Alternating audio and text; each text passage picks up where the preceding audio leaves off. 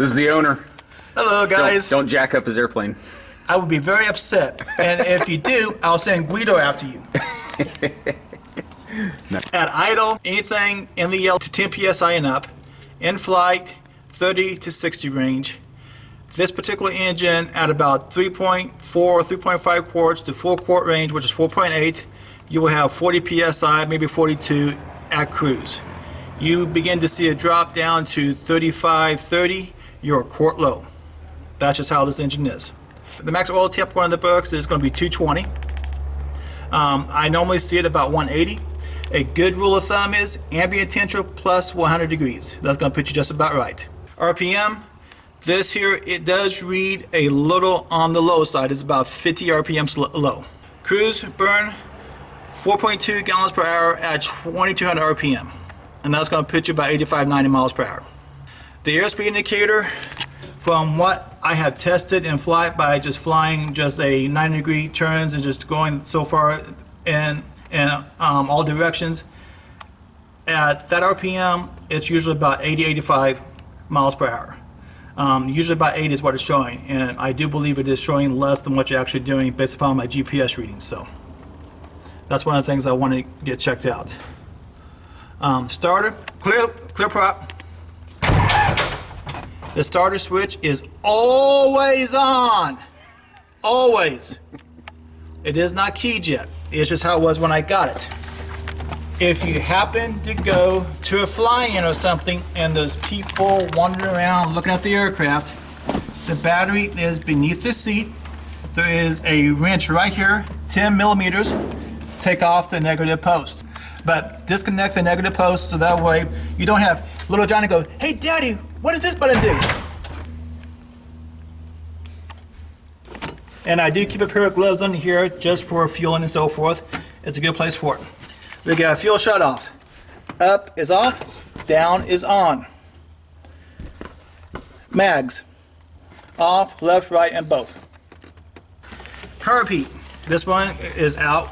When it's out, it is on. Pull it nice and slow, don't yank it. It moves quite easily, so nice and smooth operation. Prime, twist, and you're going to pull it out once you get it lined up, just like any other prime you have in an aircraft. Cabin heat, this one is backwards. A lot of things. Out is off, in is on. If you forget about that, you won't for long. And you may want it will get warm. And you may want to push it in just while you're crawling in and out, because it can't get in your way. Yeah. Okay, engine start procedure. Using the built-in starter. Fuel on. Summertime, I do 2 primes on here. Pull it out. You can fill the fuel in, push it in. Repeat the process. Throttle, I will have cracked just a little bit. And then 1/4 inch or 1/2 inch or about 1/4 inch. Okay. A lot of times I will leave the key off.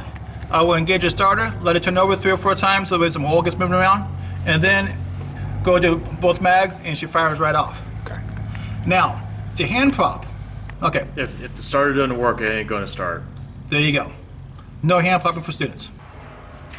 Press and hold. It has a little pitch up. It's on. I have this radio program for all the common frequencies that we're going to use around here. You see 3AU. You got your volume knob, and this is your channel selector. Altitude 2,000. We got the weather, Augusta, 1 kilo 1 weather, which would be Benton. Again, Benton. Jabara weather, Jabara. Can you see it okay?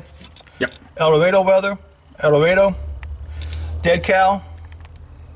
Weather from Mid-Continent. 4,000. Wichita Approach 34.8, 34.85. 126.7 for the west side of town. And then Sunflower.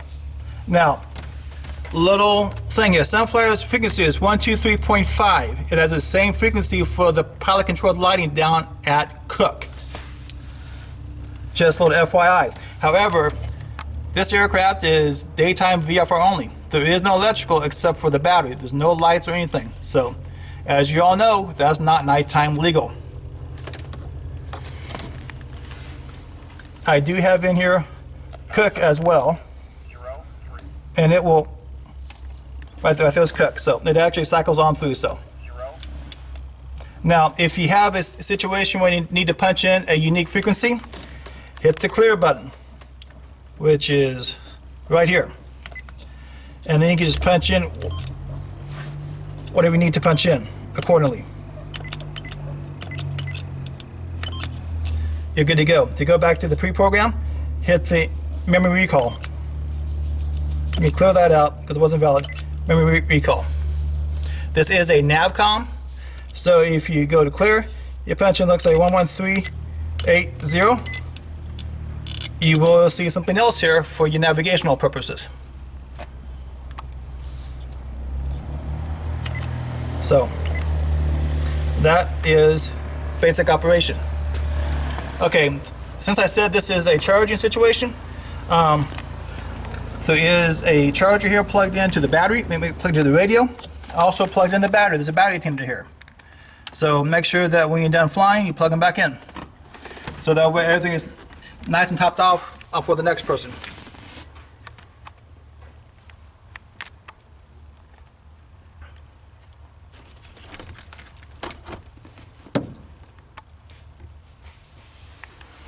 On the front stick, push to talk for the radio.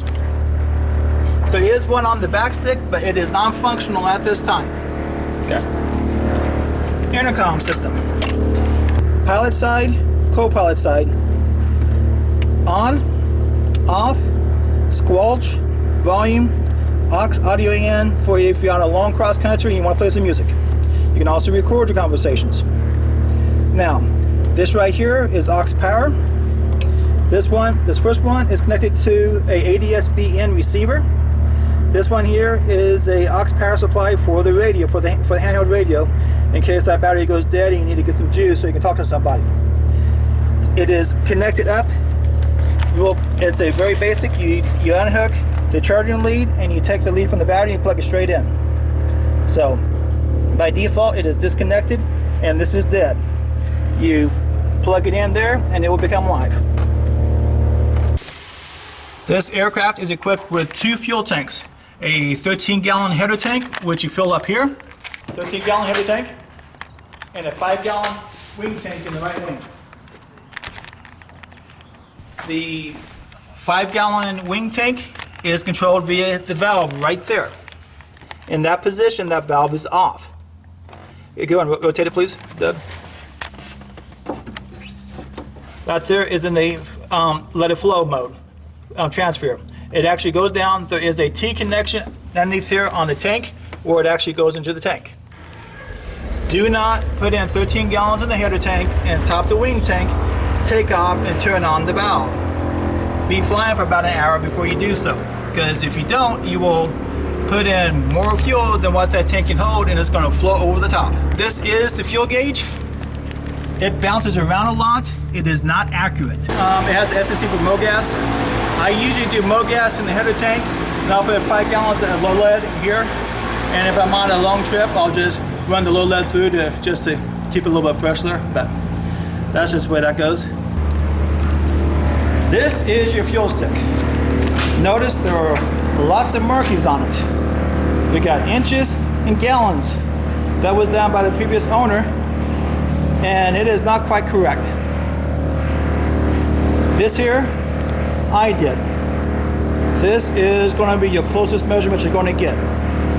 And these are conservative measurements. So no matter what you have here, you got just a shade more in there, but not much more.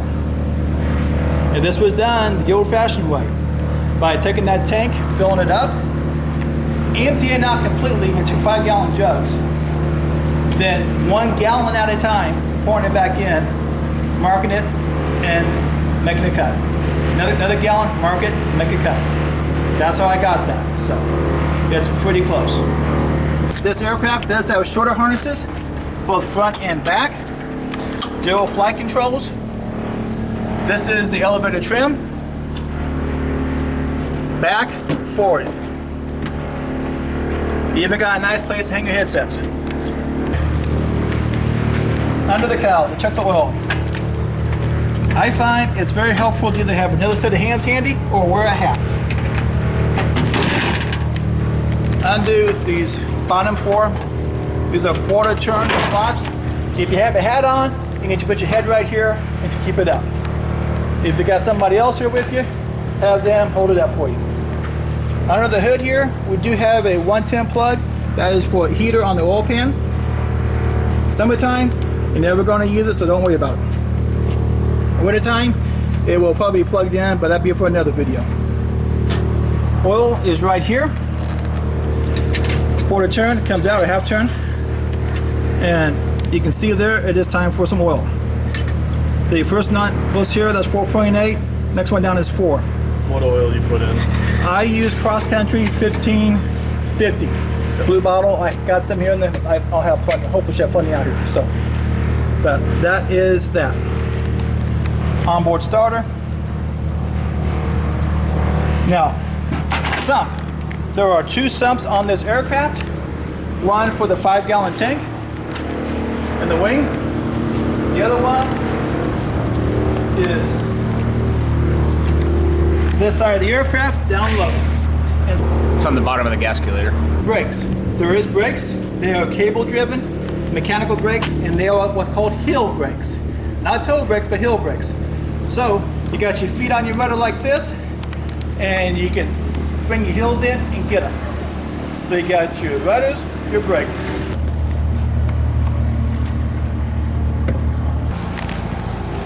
ELT antenna. Radio antenna up there. Use actually just 20 W50 cross country. When you get done with the cans, don't throw them away. Go ahead and stack them over here because I'm going to be letting them drain out another can. So for the school, for all the planes in general, we do not encourage you to drop a full quart into the engine. Basically because you're either overfilling it and it dumps out the breather tube, or you've actually gone through an entire quart, which probably a bigger issue. What were your minimums to fly for oil? If it's at 4, put it in. I mean, I 3.5 to 4 range, so if it's right there by the second notch, which is right at 4 quarts, I'll put in half a quart at that point. Because if you put in a full quart, it's going to blow some out. Okay. So I try to keep it between 4 and 4.8. Empties on the bottom. Fulls are over here. Okay. Plain tap water, windscreen. Okay. This is a combination of Dawn dish soap and water, everything else. You have certain rags for the windscreen? Windscreen, it's going to be these red rags. They're really soft. I mean, nice, and they are not going to scratch. When you clean it, as you've been taught before, or you should have been taught by your instructors, up and down, don't do circles. Just up and down. You do circles, you're going to possibly craze it and haze it, and when you get sunlight, it's going to blind you. These other rags, use these for the leading edges and so forth, regular cleaning. This is a BCM. This came off the line in 1946 as a 7AC. In the mid-50s, it picked up the BCM annotation because they put on an 85 horsepower engine. The 7AC is 65 horsepower, and it's hand prop only. The 85 has an onboard start in this case with a battery under the seat. This one can have electrical, but it doesn't yet. But beyond that, also too, the BCMs and so forth have what they call no bounce landing gear.